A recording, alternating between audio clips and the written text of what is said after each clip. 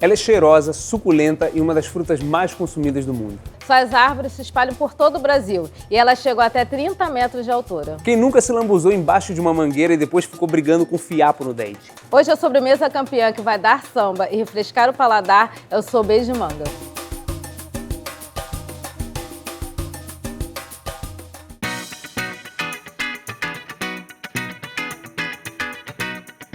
Muita gente acha que sorbet é uma sobremesa complicada de fazer em casa, mas não é bem assim. A nossa receita é bem simples e os ingredientes são super presentes no nosso dia a dia. Olha só o que a gente vai precisar.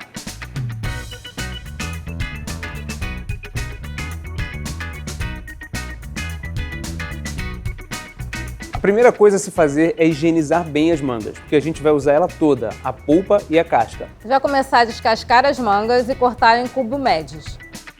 E a gente vai reservar as cascas para fazer a geleia. Enquanto isso, Luiz, quero saber, qual a diferença entre sorbet e sorvete? A diferença de sorvete e sorbet é que sorvete é mais cremoso e tem leite. O sorbet é feito à base de água. Nessa receita a gente vai usar leite de coco, porque não contém lactose. Ele é feito à base de uma fruta. Agora a gente vai colocar os cubinhos da manga no congelador por 4 horas, dentro do saco plástico, como eu estou fazendo. Enquanto a polpa está congelando, a gente vai partir para outra parte da receita. Com a gente não tem desperdício e a gente vai usar as cascas que a gente reservou para fazer a geleia. E a gente vai bater no liquidificador com água.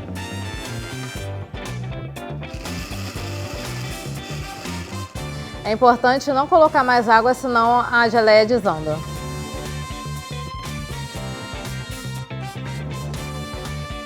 Agora a gente coloca numa panela pequena,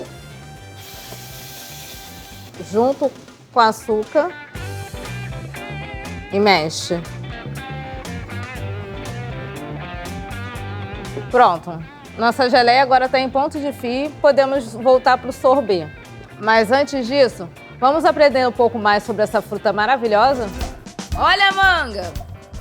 A manga é originária da Ásia. Ela é considerada fruta nacional na Índia, onde há mais de 100 tipos. Em terras tupiniquins, ela chegou no período colonial, época em que foi criado o mito de que sua mistura com leite seria mortal. Atualmente as espécies mais populares por aqui são espada, palmer, tome, rosa, Haden e Carlotinha. Ela vai bem em pratos doces e salgados e também dá aquele toque refrescante à salada. A manga é rica em carotenoides, vitamina C e fibras. É ótima para a visão e auxilia no funcionamento intestinal. A gente tirou a nossa manga do freezer tem 5 minutinhos. Ela já está no ponto certo para bater. Agora a gente leva para o processador com gengibre e acrescenta o leite de coco aos poucos.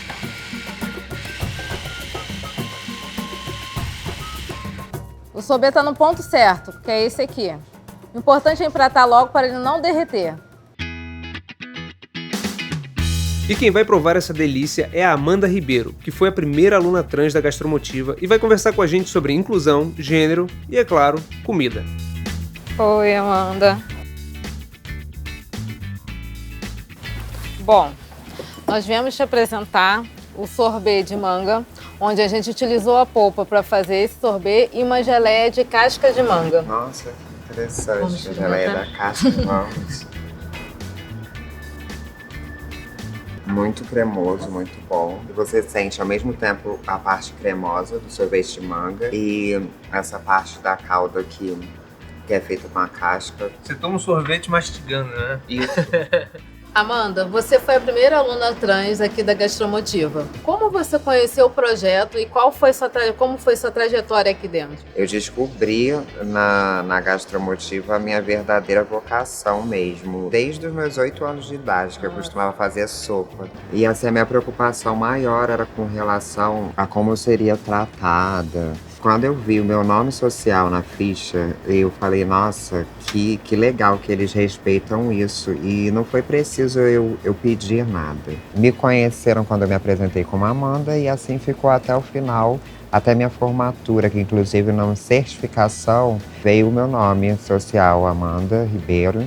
O que a Gastromotiva mudou na tua vida?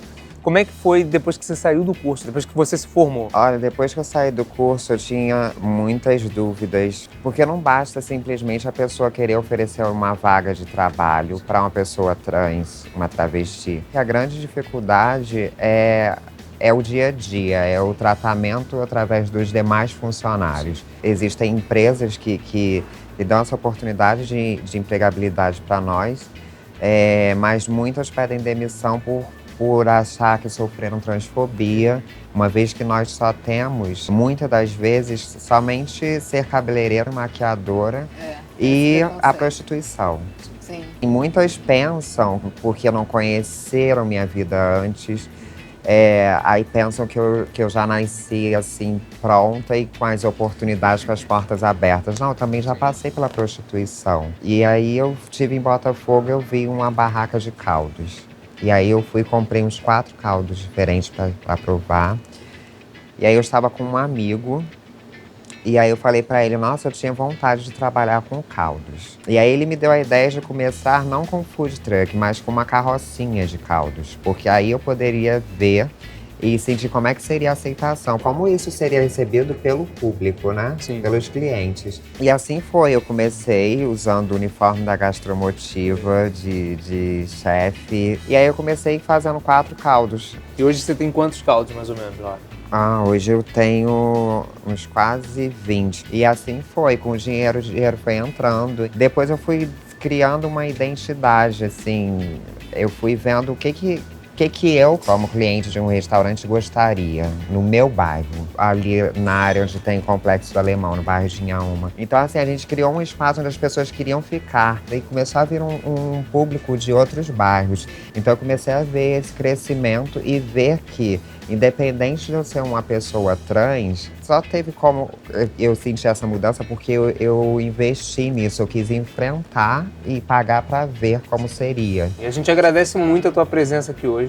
Né? Foi um prazer te Eu é que receber, agradeço conversar com você. o convite, porque é uma forma da gente mostrar que nós, pessoas trans, mulheres trans e travestis, a gente tem como ocupar os espaços e a gente resiste. E eu continuo resistindo para existir. Então, o que a gente pede é que a gente tenha mais oportunidades de capacitação, mais oportunidades de empregabilidade.